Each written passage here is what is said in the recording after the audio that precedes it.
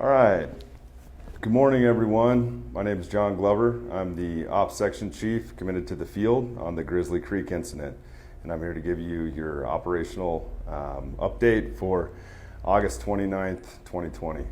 We'll start off with the total acreage. We're currently at about 32,484 acres. And latest updated information is 71% containment. And I'll show you guys where we were able to add some containment lines to the map as we go around the horn. So first of all, we'll start out in Division November, north of I-70. We had some meetings with the local forests and supervisors, and we're going to be inserting our folks in around the no-name drainage and continuing up that direct edge. You can see updated from the last couple of days, we were able to add a little bit of containment here in no name. And part of what we're doing is trying to go as tight to the fire's edge as possible and get up and around this piece to try and limit the spread to the northwest and protect the values at risk down here. So with that, we put a few crews in here, and they're securing this with heavy helicopters and ground personnel. The objective is to come around this piece and tie it into the top of Grizzly Canyon here. That's going to take us quite a few days, and it's pretty arduous work, but the crews are motivated and able to get in there, and we should be able to have some good work completed there, hopefully by beginning of next week. As we come across to Division Quebec up on this north end, we're continuing to monitor the south side of Grizzly Creek drainage here. This fire activity, although it's showing uncontained on the map, it really hasn't moved in the last couple of days. So we have good eyes on this, and we're just making for sure that if anything comes out of the drainage, the folks that are positioned up here in Division Quebec doing structure protection and site protection are able to get in there and catch it up on the higher tabletop side. Coming around Quebec to Tango Whiskey, this is all looking real good. It's tied into the rim of the canyon at Grizzly Creek.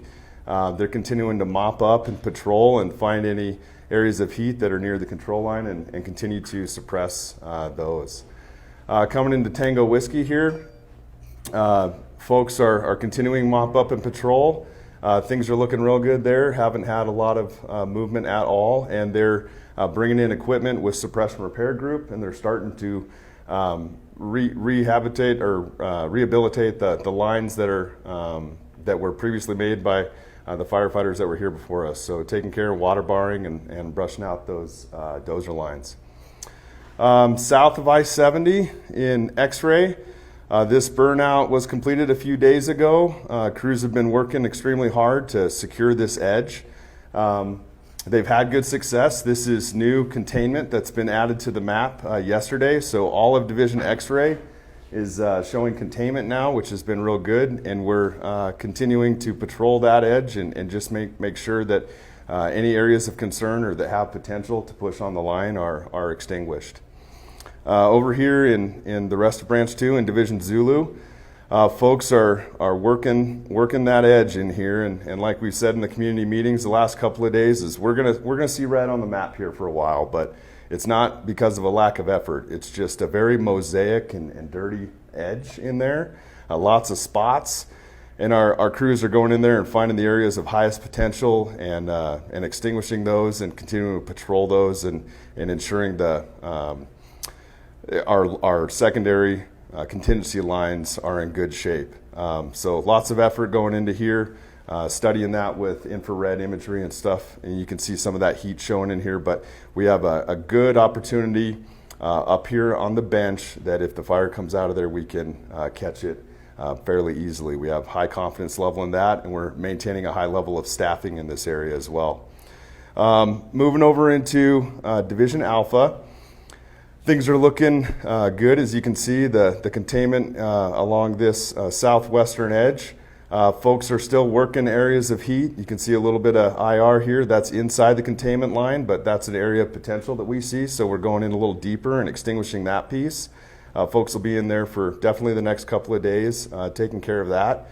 And I know this is an area of concern to the public where we see uncontained line that's right near the communities, but our folks are monitoring that very, very hard, patrolling this piece on the dozer line. And the piece that goes straight north here to I-70, it's really, really sheared off, steep, arduous terrain. It's not really conducive to inserting ground personnel, but we have good eyes on it from I-70. We have good air support in case anything moves, and the reality is we have not seen much heat or movement in there since our team has been here. So we have good eyes on this. We're prepared to act if anything moves, and we're going to give this a little bit more time and make for sure we get some good flights and some good IR imagery in there before we put black on this. But I just want the public to know that even though we have a little red here, we have good eyes on it, and we're addressing the issue.